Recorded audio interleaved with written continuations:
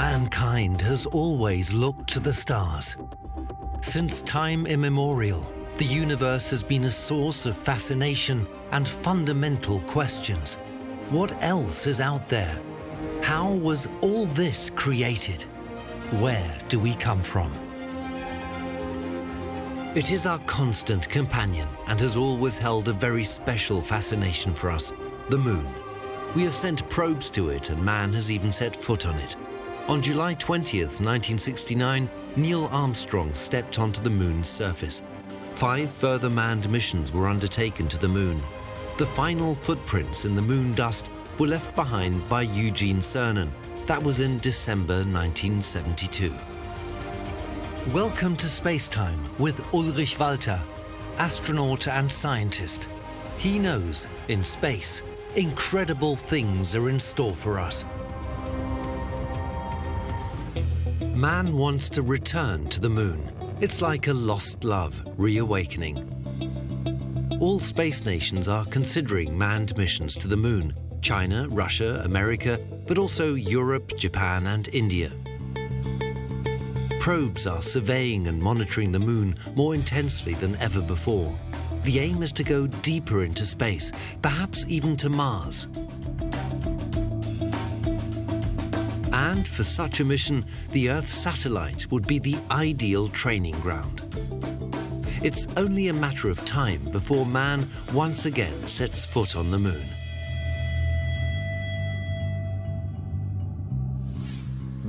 What? To the moon again, some may ask? We've been there already, 50 years ago. That's of course true, but in the meantime, a lot has happened. We now believe, for instance, that there's ice at the poles, and ice means water. And water's good for enabling people to live on the moon. We also believe that the moon has a certain inner structure. But we don't know for sure. For that reason alone, we need to go back to the moon. Competition. Competition is good for space travel because competition stimulates business. While in the 1960s, the race to the moon grew from the seeds of the Cold War, the new endeavors have a more scientific character. The moon is being re-explored, surveyed and mapped. A research station on the moon's surface would be the new outpost for humanity in space. And the Earth satellite is an attractive prospect for investors.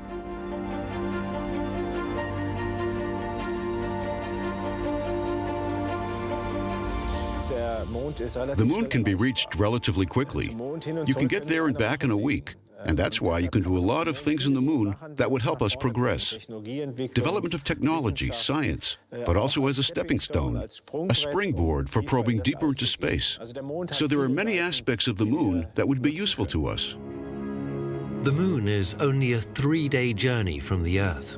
It's the perfect place for testing out new space technologies. Rather than just landing there for short visits, astronauts are to stay there long-term and work on research projects. It's rather like stepping outside your front door. The Apollo missions were carried out back then to demonstrate that we can do it technologically. In that case, the Americans. But if you want to go to Mars, you have to do a lot more. You can't just fly to the moon and say, look, we've done it. You have to show that a link between the Earth and the moon can be created. For instance, that a research station can be established, where people can live for several weeks or months. The International Space Station is currently mankind's scientific outpost in space. The world's greatest technology project is operated by an international community of space nations. The space laboratory, however, is approaching the end of its service life. New goals are being considered, and increasingly scientists are placing their focus on the moon. In 2007, the X Prize Foundation launched a competition for the first private landing on the moon, with the prize money donated by Google. The task is to land a rover on the moon, which can then transmit images back to Earth. Such competitions have a long tradition. In 1919, the hotelier Raymond Orteig offered a prize of $25,000 for the first non-stop flight from New York to Paris, which was eventually won by Charles Lindbergh after his historic cross-Atlantic flight. The prize sponsors want to create incentives for the development of new technologies and business fields, completely independent of state institutions. Google will pay $20 million to whoever achieves the first soft landing on the moon's surface and sends images back to Earth. But what's that in comparison to the total expense of such a mission? Look, the launch costs alone amount to somewhere between $30 million and $50 million. And then the costs for technology. You need engines that work properly. Only the leading space nations have them, and they cost a lot of money. And they have to be controlled properly, so you need very good software that you have to develop yourself. And this software has to see whether there's anything up there on the moon I can't land on. If your landing craft lands on a lump of rock and tips over, that's it. Or the hatch on the lander doesn't open and the rover can't get out, then that's it too. So, there are thousands of little things that such a mission depends on. Although, the people in the team are all highly motivated space engineers.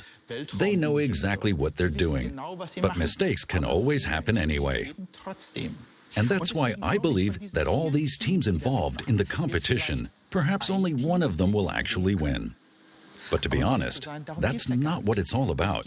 Just like the Olympics, it's not about winning, but about being part of it. Teams from Germany are also taking part in the competition. The most promising candidates came from Berlin.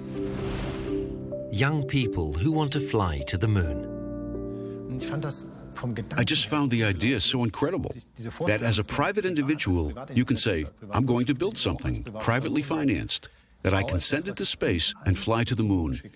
And that's what gave me the incentive to sit down with friends, acquaintances, anyone I could find, and discuss the idea. Does it make sense? Is it feasible? Do you have to be NASA, or can you actually do something like this on a private basis? The space startup from Berlin developed and constructed the prototype of a moon rover. With this, the company won one of Google's coveted milestone awards, $750,000 that were invested in building up the business. Meanwhile, the young enterprise has dropped out of the competition and is now working on the moon landing project under real market conditions. The most difficult part of deciding when you're actually finished is taking the design tool away from the engineers and saying, this is what we're doing.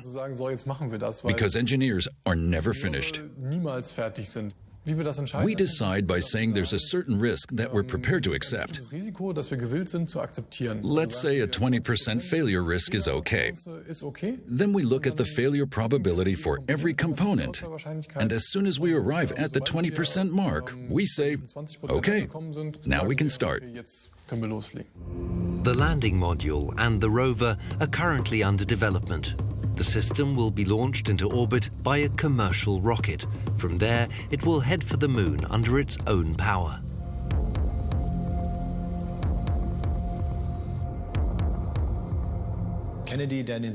When Kennedy first proclaimed the goal of putting a man on the moon in the 1960s, it was a time when there weren't even the right rockets. NASA first had to develop ways of putting people into space at all, and proverbially speaking, they still wondered whether the moon was made of cheese. Today we live in a time of high-resolution maps. We have physical data from the moon and all the Apollo material. Now we have the rockets, we have the engines, so it should be much easier. That was the thinking behind it. The decisive point, however, is that it's the mixture of knowledge and experience that's important. Thanks to the Apollo missions and technological advances, an unmanned moon landing is certainly feasible for private companies. Not cheap, but within the realms of possibility. It is a completely new approach to conquering space.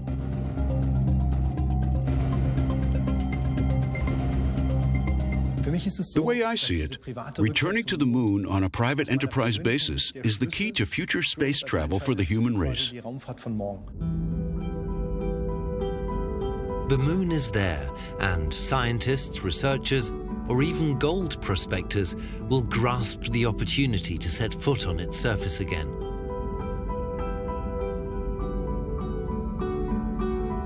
The moon has an abundance of resources, and the existence of frozen water has also been proven. Die Rohstoffe sind auch ein weiterer Grund, warum natürlich jetzt die Aufregung. The raw materials is another reason why the excitement has returned now. It first has to be said that we've known for some time that the moon consists of 40% oxygen, so the moon has always been of interest as a destination, and for the raw materials as well. But the discovery of water on the moon has raised this to a completely different level. And water is, of course, wonderful. You can make rocket fuel from it by splitting it into hydrogen and oxygen. You can drink it. And when you split it, you can breathe it in the form of oxygen. So the discovery of water has given the whole thing a real boost. There's no erosion on the moon, no wind or rain to alter the surface. A witness to the creation of our solar system. If we look at the moon today, we see countless craters, mountains, and also flat, even surfaces that look as if they've been flooded. Not very rugged at all. And it shows us that the moon has a history. The moon has a history in that objects have crashed into the surface, that there have been lava flows there, and impact grazes. There are these long valleys we think were created by bodies flying through them, making space for themselves. The moon is so very close to us, not only as a neighbor in the vast expanse of infinity. Its history is also the history of our Earth. The origin of our moon is a really unusual story in our solar system. So I'll tell it to you now. This is the Earth about 4.5 billion years ago. And about 60 million years later, something really extraordinary happened. A so-called protoplanet, a kind of embryo planet, hit one side of the Earth and tore a huge chunk out of the Earth's surface. The rock and debris this caused gathered in the form of a disk around the Earth at a distance of about 20,000 kilometers. On this scale, that's about this far. And this ring rotated only for a few thousand years and eventually formed the moon. So now something really unusual happened. Due to the tidal forces between the Earth and the moon gradually began to migrate outwards, about 3 centimeters per year. And we can still see this migration today.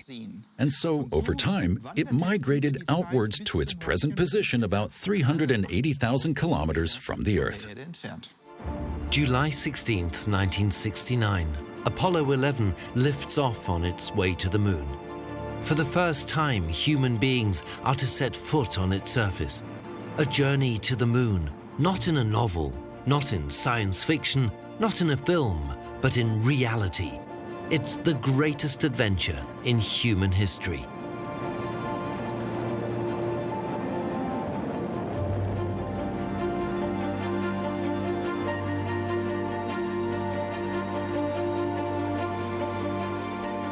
The space capsule covers 400,000 kilometers in just under 3 days.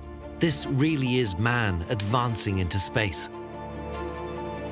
The lunar module Eagle separates from the command module. On board are Neil Armstrong and Buzz Aldrin. Michael Collins remains in the command module. The race to the moon was purely political. They just wanted to be the first to land on the moon. That was, of course, the goal, to be the first human being to set foot on another celestial body. Naturally, putting the first man up there was also a project of enormous prestige, that a country could say, we have developed this technology. The Americans prioritized this over everything else, and so did the Russians. The Eagle flies towards its landing site, Mare Tranquillitatis, the Sea of Tranquility. Contact light. We copy it down, Eagle. Houston, Tranquility Base here. The Eagle has landed. It's the 20th of July 1969, 1332 Coordinated Universal Time. Place, Sea of Tranquility on the moon. That's one small step for man, one giant leap for mankind. 15 minutes after Armstrong, Buzz Aldrin also steps onto the surface. the most adventurous space enterprise ever undertaken. The first walk on the moon. You have to realize the Americans achieved this in 8 years. From the announcement in 1961 to 1969, landing on the moon, 8 years had passed. 8 years, that's not very much time. Think about this. In North Rhine-Westphalia, it took 10 years to build the Westhofen Autobahn junction. So building a highway junction is apparently more complicated than landing on the moon. The Americans traveled to and landed on the moon a total of 6 times. Roger. All dressed up and no place to go. The final mission was Apollo 17 with the astronauts Eugene Cernan, Ron Evans and Jack Schmitt. On December 11, 1972, Cernan and Schmitt landed on the moon in their lunar module Challenger.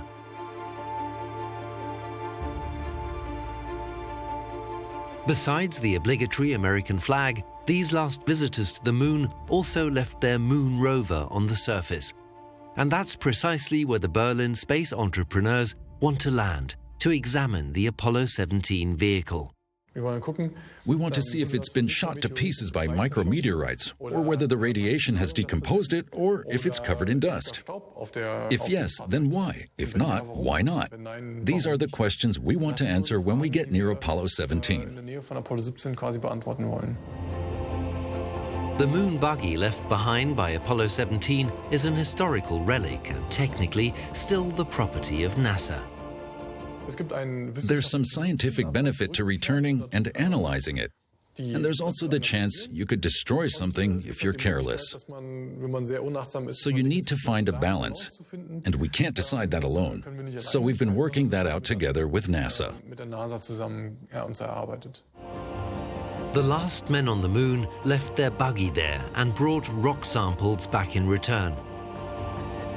And in these samples of moon rock, traces of water were discovered. Is there anything on the moon that could support us in our attempts to survive up there? And now we have actually succeeded in finding water at the poles, in craters the sun never shines into. So the next thought is, if the rock contains water and we can extract it, there'll be a water supply enabling people to survive. A place the sun shines on is several hundred degrees in temperature.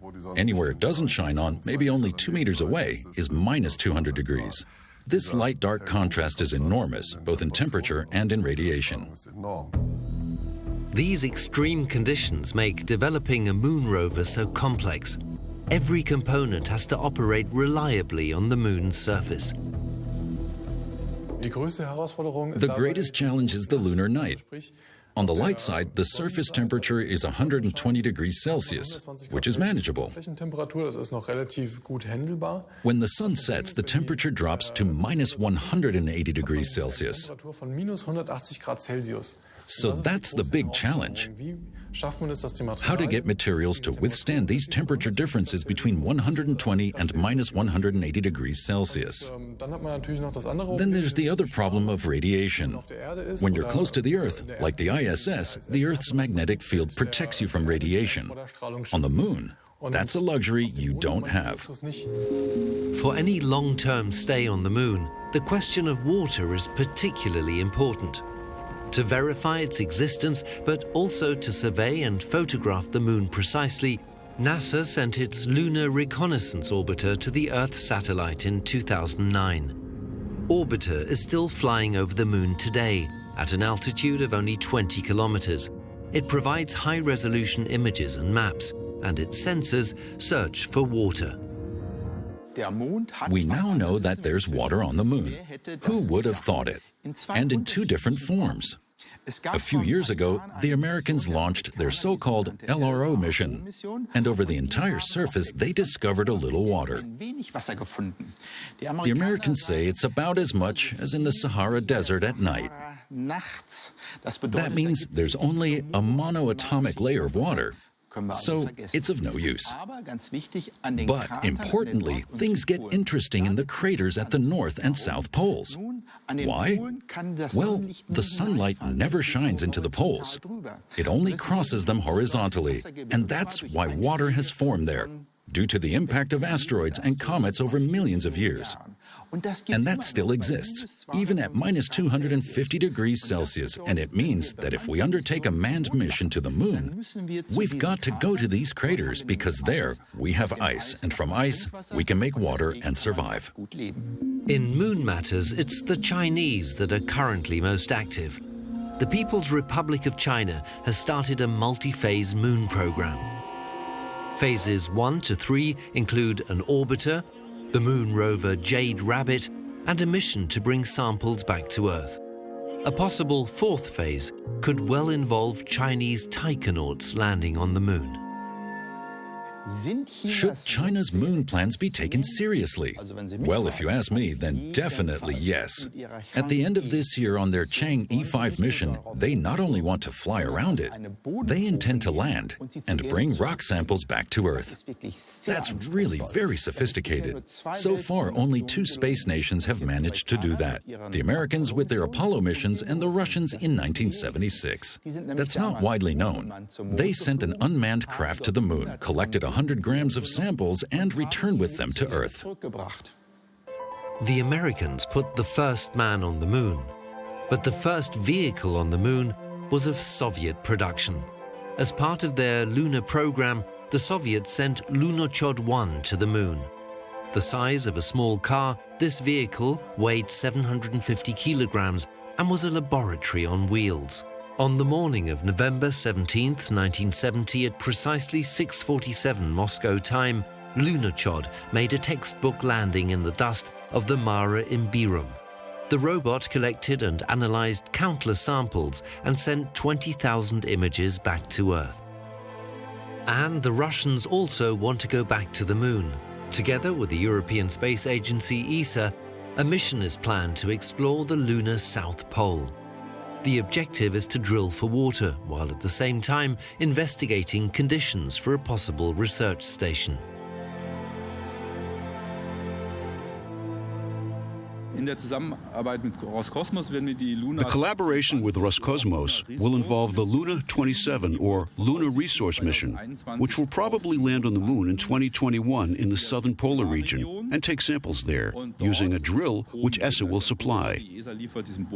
This will then extract moon rock from a depth of 2 meters. This isn't then delivered back to Earth, but analyzed then and there. The landing site is the South Pole Aitken Basin, a giant crater on the far side of the moon. The basin is the relic of an enormous asteroid hit, and it's believed that this asteroid also brought water to the moon. Of course, the moon is very exciting, always has been. Interestingly, one reason why it's becoming exciting again is that we understand more and more the importance of these moon samples, which were brought back by Apollo. We've learned, for instance, that at one time the moon was completely molten and the entire surface was covered by an ocean of lava. Oh, swear not by the moon, the inconstant moon that monthly changes in her circle orb, Juliet tells her beloved Romeo. But among space travelers, it has awakened new desires. In their quest to penetrate deeper into space, they have rediscovered the moon as an ally. Wouldn't it be just as good to build a lunar station that just constantly orbits the moon? No, it really wouldn't, because we actually need a station up there to find out whether there really is ice at the poles. To do that, you actually have to be there. Or if you want to find out about the inner structure of the moon, we actually have to take seismological readings on the moon itself. That's the one reason, but there's another perhaps even more important one. In the 1950s, aerospace engineer Kraft Erike once said, "If God had wanted man to become a spacefaring species, he would have given man a moon." What he meant by that was, we need a moon if we want to advance further into the depths of the universe. That's where we can test whether we have the technologies under control. If we want to go to Mars, we'll have to practice on the moon. So the moon is no more than an interim step on the way to our long-term goal, which is Mars. The International Space Station has meanwhile proven that human beings can live for long periods in weightlessness. Some crew members spent up to a year in orbit. But a journey to Mars would take several years, and explorers would be exposed to quite different dangers that can't be simulated on board the space station. A struggle for survival in a radiation-filled environment, far away from the resources of Mother Earth. The challenge on the ISS of how to survive in a habitat orbiting the Earth has now been met and solved. We're now ready for the next challenge, which is how to survive on another planet. You need to solve the problems of dust, of power generation, and that's how technology can be improved and advanced. An international station on the Moon would be the next logical step for advancing space research. Having its own village on the Moon would give the aerospace industry an enormous boost.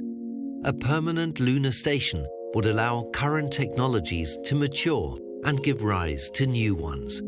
And it would significantly strengthen cooperation between nations on Earth. Moon Village describes a concept rather than a project. The Moon Village concept is an idea of taking the various actors worldwide, whether private or state, robot or astronaut, bringing them together and coordinating a common cause on the Moon. Scientists and engineers around the globe are looking into solutions for colonizing alien planets. Whether on the Moon or Mars, long-term human survival has to be guaranteed. Man will not be spending a few hours on some celestial body, but many days, perhaps even years. He needs a dwelling, a habitat. There are numerous constraints. The harsh environment or the minimal space. The space provided by the transport rocket. What's special about Xi is that it can be folded. That it consists largely of petals which unfold from a core, doubling its volume. It's not an inflatable module, but transformable by means of these petals. A habitat like Xi can only be an initial basis, not a long-term habitat. Firstly, because it needs additional components, of course, like a greenhouse. But also because it has to be erected under a radiation-proof shell, so the inhabitants are not exposed to this fatal radiation. Unlike the Earth, the Moon has no magnetic field to deflect the radiation. This celestial body of debris is a remote, hostile and airless world surrounded by infinite nothingness. There would always be a supply problem. You'd only be able to take what is absolutely necessary. And I think life there would be very restricted. Maybe it can be compared a little to a station at the South Pole. Researchers living there are in roughly the same situation, except that they don't have the constant fear that they could run out of air. But before anyone can live on the Moon permanently, living space first needs to be created. These technologies are currently being developed on Earth. That's what NASA, but above all ESA, is doing, together with the DLR. Taking regolith, the moon soil, and then using special 3D printing that we're now also familiar with on Earth to make bricks or even entire structures. 3D printing is a key technology for these missions which are to take us far away from Earth. But the printers, too, would have to be taken to the Moon or to Mars. And to build accommodation, a lot of printers will be needed. Research is therefore being carried out into machines that, first of all, replicate themselves. In other words, make copies of themselves on site. Today, with 3D printers, we can do all kinds of things that weren't possible before. You can create tools up there that no one would have thought possible 10 years ago. So for that reason, I believe that with the sophisticated technology, people will manage to survive up there. Robots autonomously building a base on the Moon. The necessary raw materials and energy will be produced on site. Though this may appear like the vision of some science fiction author, work on the technological solutions is already in progress.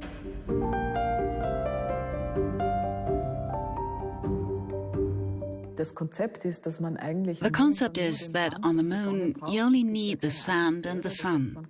There's no atmosphere, which means you can use the sun optimally and bundle the rays to sinter the sand and bake it together. In the long term, that's a very realistic concept to use the materials available on site, to build structures which are strong enough to withstand a pressure-tight shell being blown up inside them, in order to create a base where research can be carried out for a number of years.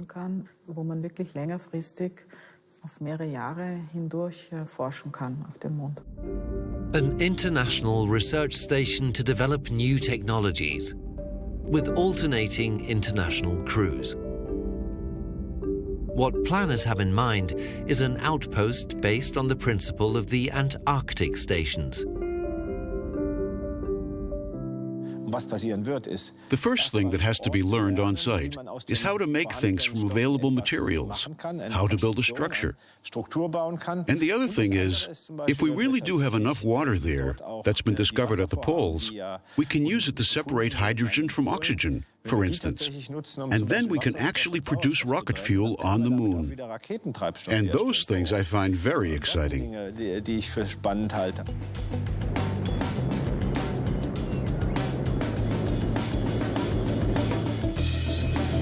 But in the background, the journey to Mars constantly determines our thinking and planning. The fuel for a mission to the Red Planet and for the return to Earth must be taken along, an enormous burden that first has to be transported into space.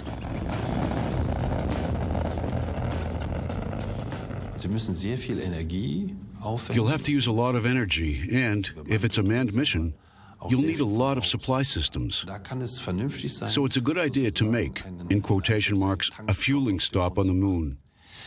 That's something that really needs to be looked into again. The cost of traveling to Mars is an estimated 400 billion euros. No state on Earth could or would want to finance such a mission alone. There is only one way to make interplanetary exploration possible: global cooperation. An international research station on the moon could lay the foundations for such cooperation.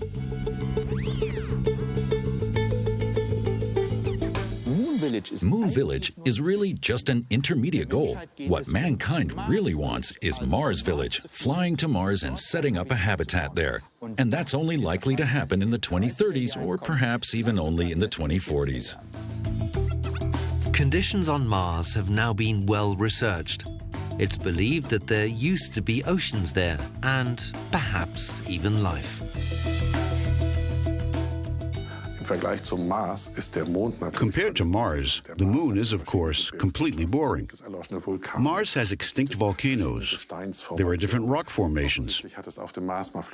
There was obviously liquid water on Mars at one time, which means you can look for it in dried-up riverbeds. And you can always pursue the core question: is there life? You can analyze it very precisely. The moon, on the other hand, is monotonous, and that's why scientifically it doesn't make much sense. The moon can be used as a testing ground for other missions. They need to be undertaken at a reasonable cost, and space travel has a cost problem. So you're first testing, for example, new engines via smaller missions to the moon. At the moment, the moon is a test laboratory, but it could be of much more interest if we really start planning a mission to Mars. A mission to Mars is now technically possible. The risks, however, are enormous. If you spend 2 years flying to Mars and then discover that the habitat you've brought with you can't cope with the dust on the planet's surface, you've wasted 2 years flying there and 2 years flying back. With technology you could have tested on the moon in the space of about a month. In that respect, the moon shouldn't actually be seen as the springboard for traveling to Mars. but as somewhere to test the technology, like mission operations and everything else you need. So you'll be better prepared for going to Mars.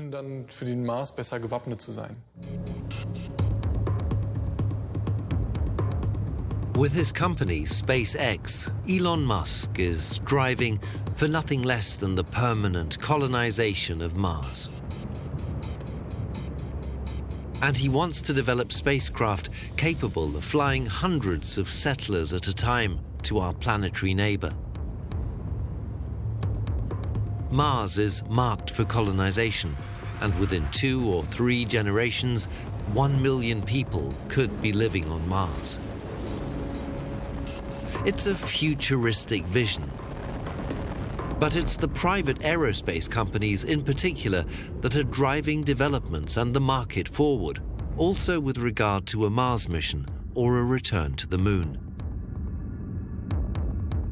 And if manned space travel is to have a future, it needs visions.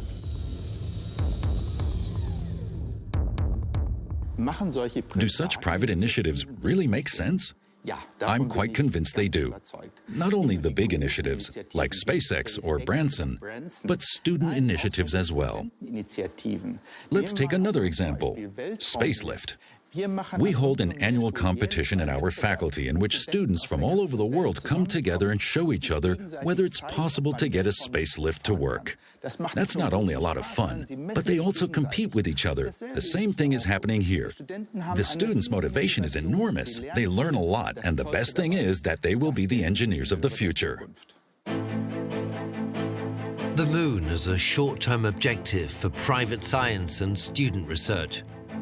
That's also the basis for the Berlin Young Entrepreneurs business model. Should their mission to the Moon prove successful, they would in future like to provide a reliable Moon transporter service up to our natural satellite. What we hope to do is make space travel affordable, so that a university that's developed an instrument can come to us and say, we want to test it on the Moon. And for a relatively small fee, we'll take it there, and this university can carry out the experiment. Currently, this is all state-organized and extremely bureaucratic and political. And with our service, we want to provide access to the Moon for countries and universities that haven't been able to get up there yet. The Moon holds a strong attraction for scientists and researchers, but for gold diggers too. Orbiting our planet is an enormous supply of raw materials. Gold, platinum, and iridium are all believed to exist on the Moon. Should we be allowed to exploit raw materials from the Moon and everywhere else in the universe? Now that's an interesting question. There is such a thing as the Outer Space Treaty, dating back to the 1960s, which regulates who is allowed to do what in space. And it says that no nation may appropriate any planet, especially the Moon. For certain Mr. Dennis Hope, that was completely irrelevant. He said, I'm an American, and according to American law, I can take ownership of it. In the 1990s, the so-called Homestead Act was passed, which says that anyone can take ownership of any land that doesn't belong to anyone else, simply by filing an ownership claim at the county court. So that's exactly what Dennis Hope did. He went to San Francisco, asked who the Moon belongs to. No one came forward. So he said, now it belongs to me. And no one objected. The pursuit of profit from outer space is firing the imagination of private individuals and investors. And even today, companies are already gathering funds to dig for precious metals on the Moon or find fuel in space. Their intention is to travel the solar system, exploiting celestial bodies like the oceans on Earth in the search for oil. In Europe, true entrepreneurial spirit is being shown by Luxembourg. The tiny Grand Duchy is planning its future and wants to be a pioneer in space mining. What can we do, and what may we do in accordance with international law? We've worked together with various universities and many experts and have come to the conclusion that, in simple terms, we could apply the same legislation as we do for international waters. No state is allowed to appropriate such waters either, but nations are allowed to fish there and exploit the stocks commercially. Water from the moon or from asteroids can be split into hydrogen and oxygen, a huge source of rocket fuel. Manned missions deep into our solar system would need vast amounts of it. A fuel station in space would be far more than just a gold mine. Some speak of 20 years, others 30 years, until this is commercially possible. I can only say that seen in terms of human history, that's no more than the blink of an eye. What are 20 or 30 years today? Take a look back to the 1970s when personal computers were first developed.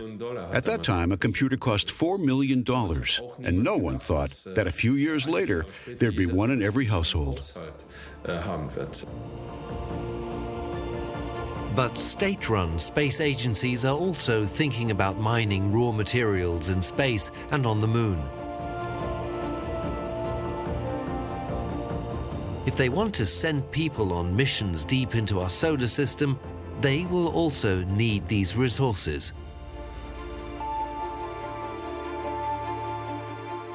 But if you look more closely at something like this, you have to see it as a kind of raw material basis, so to speak, for the next step into space. You take the raw materials, which are there, and then perhaps make something with them that you can use later on your way to exploring the universe. Then I think it could make sense. But as a mining base to supply the Earth, it's completely impractical. Extracting mineral resources on the moon for a good dividend on Earth. Science fiction, but entrepreneurs are seriously considering it. I don't think I would invest in such a company. Perhaps in 200 years' time, but I think it's too early at the moment. It's not worth it. The costs are much too high. I wouldn't invest in the exploration of the moon now. It's just not economical at the moment. But if mankind one day intends to colonize space, or is perhaps even forced to leave the Earth, it can't be done without the raw materials that space can provide. In the science fiction film Elysium, a rich elite takes flight from an overexploited Earth which is sinking into chaos. Their new home is a megastructure put together in the Earth's orbit, which generates artificial gravity through its own rotation. Generally, human beings have never accepted limits. So why should we expect them at some point to say, okay, we've explored the Earth. We know it now. So let's stay here and everything's fine. I think the urge will be there for mankind to expand further into space, not just for economic reasons, but for exploration and discovery, and that we will want to do so. Base Alpha 1, we're on approach, on schedule. But mainly, it's the moon that has always inspired the fantasy of mankind and of science fiction authors. In the British TV series Space 1999 from the 1970s, the Earth satellite serves as a springboard to the fictitious planet Meta. In addition, humanity abuses the moon as a disposal site for its nuclear waste. The US company Space Adventures has quite different plans for the moon. The travel agency for space tourists has already brokered trips to the ISS for private individuals, and in cooperation with the Russian space agency Roscosmos, it now wants to offer its customers the chance to orbit the moon at around $150 million a ticket. Elon Musk has also announced trips to the moon. His private enterprise, SpaceX, intends to launch tourists on a moon mission, orbiting the satellite once and then returning to Earth. Landing on the moon is not yet envisaged. The flight will be undertaken in the company's own Dragon capsule, a spacecraft developed for transporting NASA astronauts to the space station.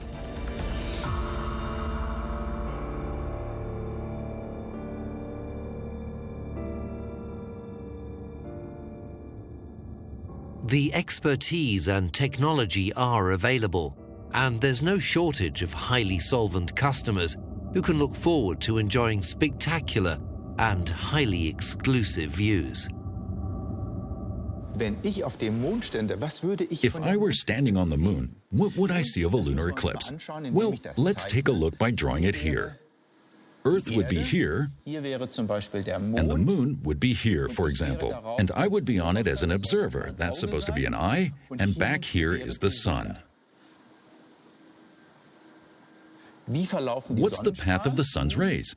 Well, they hit the atmosphere here. This causes refraction, and they bend. That means the blue is taken out and disappears, and only the red is bent towards the moon. And that happens on all sides around the Earth. So I'll draw it on the other side. The blue goes away, and the red enters the eye of the observer on the moon. Those are the sun's rays. So what would I now see on the moon? To show you, I'll just draw the Earth again here. I'm here on the moon, looking at the Earth, and behind the Earth is the sun, which I can't directly see. But what I can see through the path of the rays is that the Earth in the atmosphere has a blood-red ring around it. And I can see that wonderfully with my own eyes. And this spectacle is something really unique in our entire solar system. Moon and mankind, they have a very special relationship. The faithful companion as an object of study, and at the same time, the projection screen for dreams and desires. For us, the moon has a great cultural significance. Night is threatening, and the moon is a light in the darkness, so to speak.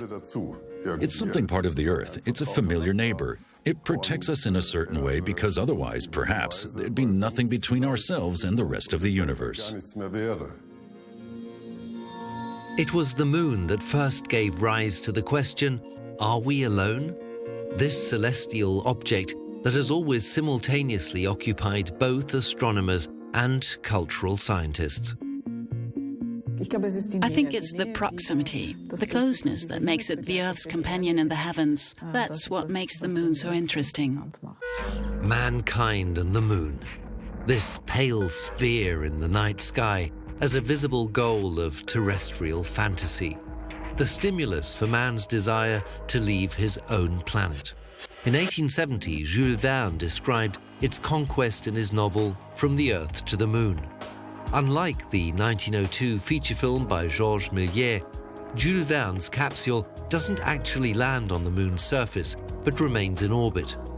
But film director Méliès allows his heroes to experience what is probably the most spectacular sight of modern times, the Earth floating in space. The moon as a destination is something of great scientific interest. That's something we constantly need to remind ourselves. The moon is like the archive of our solar system, and anyone with a better understanding of the moon as a geological phenomenon will understand the Earth better too. The last human beings on the moon were Eugene Cernan and Jack Schmitt. They danced and sang on it. We're strolling on the moon one day in a merry, merry month of December. May's the month. May, that's right. May is the year of the month. I was taken by surprise by a pair of roguish eyes. In a moment my poor heart was stole away. Maybe they had a notion that they would be the last visitors for quite some time. 2,500 feet, 52 degrees. So when is the next time we'll see someone on the moon? Well, not just yet. Probably in the mid-2020s. And Moon Village? No, that won't be a New Berlin or New Munich, but a small astronaut settlement doing experiments and testing technology. Because the moon is only a first step on the way to Mars. And there'll also be something else, tourism. There'll be a first tourist looking back at the Earth during a lunar eclipse who will see this beautiful planet of ours with the blood-red ring around it. And quite honestly, that's an image I'm really looking forward to. Man has the desire to head out into the depths of space. He wants to journey through his solar system, visiting alien planets. But he is not quite ready. A research station on the moon would be a beginning. Perhaps a first step, a milestone, not just for science, but for the entire human race. The moon as a base for testing new technologies, but also a place for learning how we can live far away from our home planet permanently.